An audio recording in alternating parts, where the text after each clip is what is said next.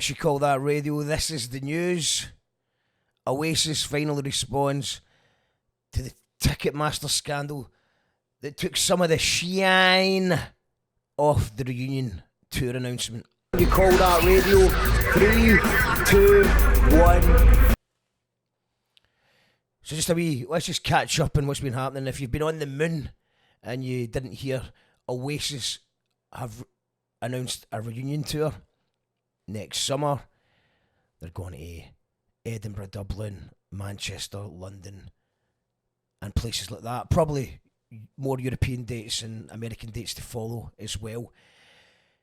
But the scandal is, I missed this because I was at Lindisfarne Festival. I applied for the ballot tickets, but I was actually on stage in a farm. So I've not checked. Because I might be gutted if I find out that I was on the ballot. Because people on the ballot managed to get tickets, I understand, for the advertised price. Because basically what happened was, the ticket announcement came out that it was going to be 75 quid for seating and 150 quid for standing.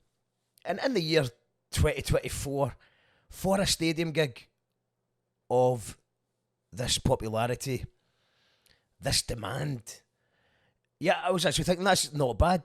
That's pretty good going.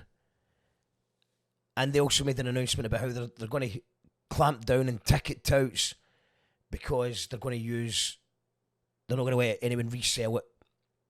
So always good until Saturday morning when everybody tries to buy a ticket and the advertised 75 quid and 150 quid was wrong. Because after getting a message that you're 950,284th in the queue, you wait for hours only to find an error message, which I can imagine would be very frustrating if you've queued that long. Others were, I was going to say fortunate. They didn't get the error message, but in a lot of ways they were less fortunate because they got through to find that it was actually going to be 370 quid for standing. So how did this happen? Why has it been advertised 150 and then it costs you 370? It's because of Ticketmaster's new dynamic pricing, which means if something's in demand, the price goes up. And if something's not in demand, the price goes down. Although I haven't seen much evidence of the price ever going down.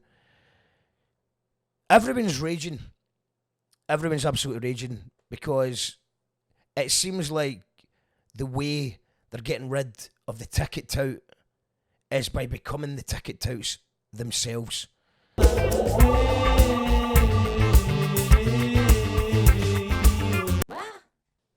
So it has been used before. I've heard a few people saying that Bruce Springsteen and a few others, but I don't think the fact that other people have used dynamic pricing as an excuse. Oasis have been silent all week. There's been no tweeting going on. No one's been talking about it, but they finally responded over here. So, yeah, what is happening? Well, the quote is, prior meetings between promoters, Ticketmaster and the band's management resulted in a positive ticket sales strategy, which would be a fair experience for fans, including dynamic ticketing. And there's messaging saying, I mean, that is obviously sales chat. That's like an evil spin doctor. That's like something that a Tory spin doctor would write. But they do go on to say that it's not their decision. It's between the managers, the promoters, and they had nothing to do with it. Which I can actually believe. I can believe that.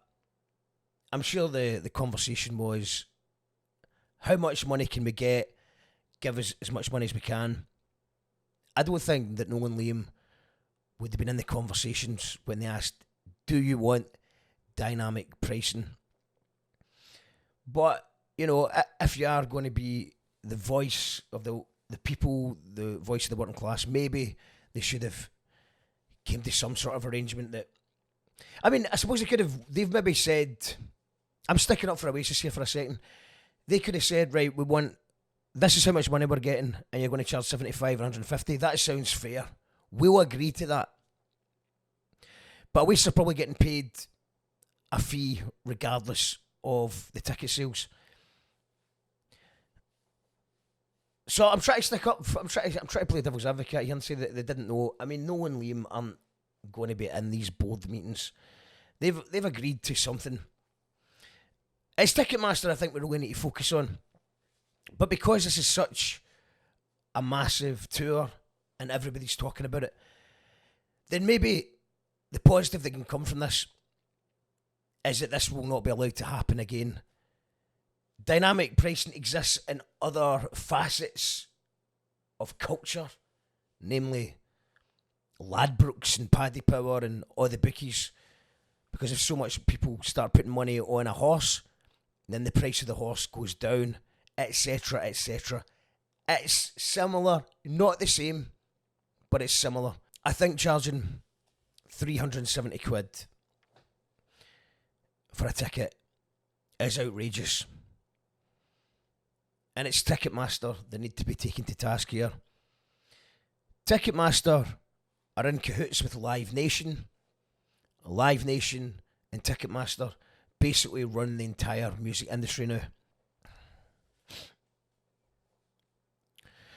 So a consumer watchdog has launched an investigation.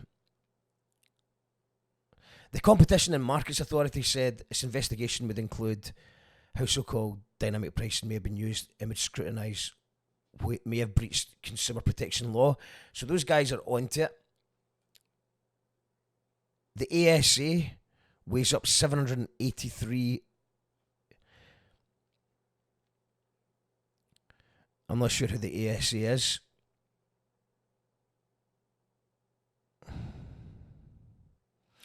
Its rules state that quoted prices must not mislead. It doesn't regulate the price of tickets themselves, just the wider trading practices of businesses under the jurisdiction of trading standards or potentially the Competition and Markets Authority. Such pricing in itself is not illegal and is a common practice, where Ticketmaster owner Live Nation is under investigation for its monopoly of live music.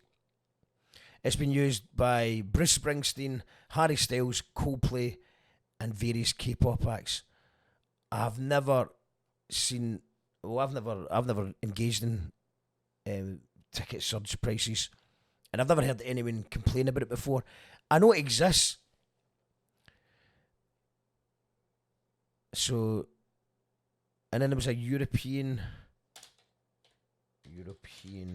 Commission or something. Dynamic pricing to be examined by the European Commission.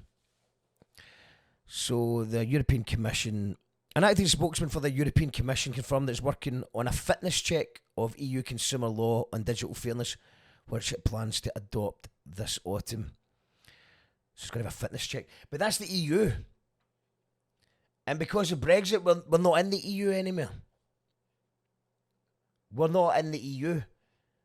So another Brexit bonus there, innit? If the EU, the European Commission or whatever, decides to ban dynamic pricing, like it's talking about, it won't affect people in the UK.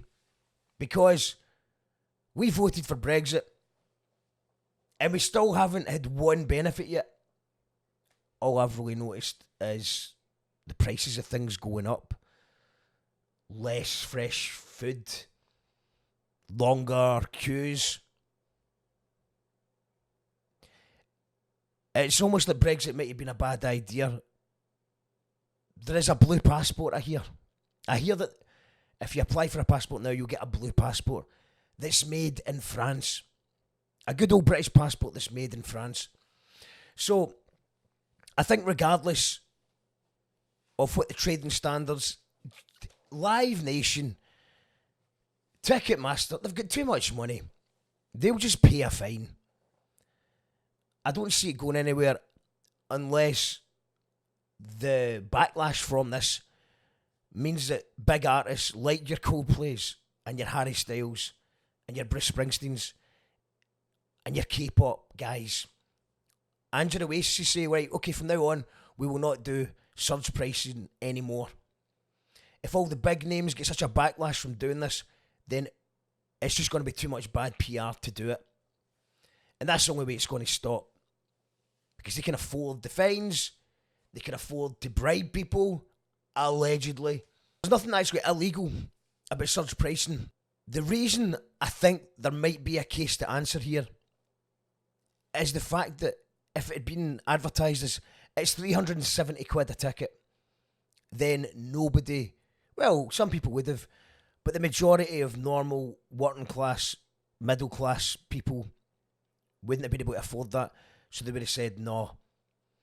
But the situation is you're getting people to go onto the internet with their credit card, thinking that they're buying 4 tickets for 150 each. You're queuing for 3 hours, you maybe had an error signal, went back to the start of the queue, and then you're there. You've got your old dad, or your son, or whoever, your friends that are in work, crossing their fingers, waiting for you to do it. And you've got a few minutes to decide whether you're going to go ahead, proceed to checkout. And as a result, it's a good day for the credit card companies, because a lot of people who weren't planning on using their credit card will have used their credit card. And you can't say, oh, we didn't know it'd be in demand. Ticketmaster can't say, oh, we didn't know it'd be in demand. Everyone knew it was going to be in demand. So let's just stop bullshitting and just say it's going to be 370 quid because this is going to be in demand. Just charge what you want. You're going to charge anyway. This backlash will stop other artists wanting to go down this road.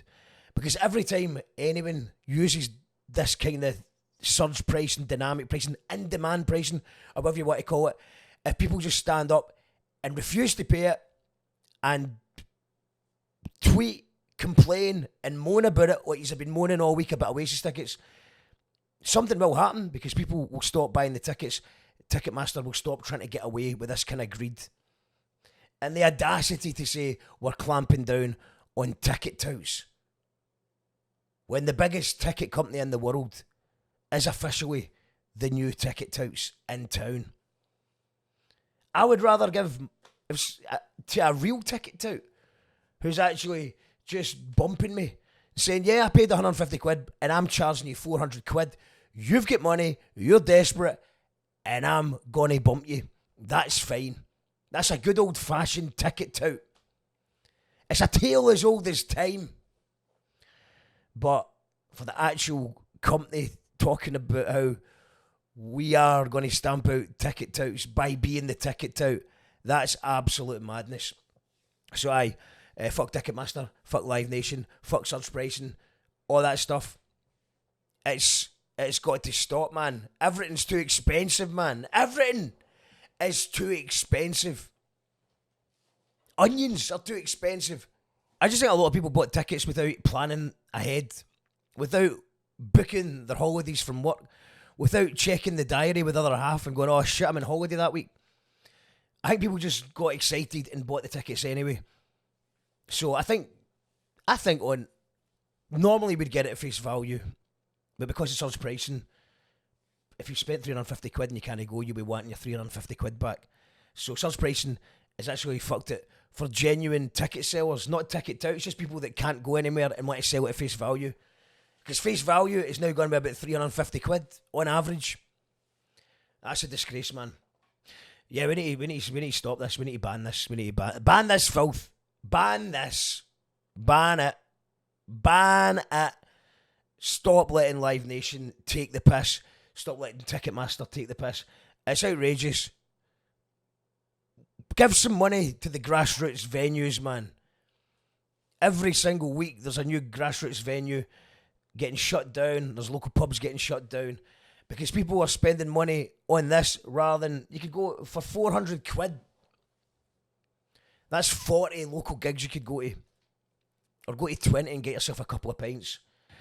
But it just goes to show Oasis are still one of, if not the biggest band in the world. And this is the first time, because this is the first time that we've ever had this conversation. We knew dynamic pricing existed, we knew it was shite, but nobody noticed until now. So let's hopefully hopefully Ticketmaster gets into trouble for this one and they don't do it again. Anyway, this is the news on You Call That Radio. Remember to like, subscribe, leave a comment if you agree, leave a comment if you disagree. I don't care.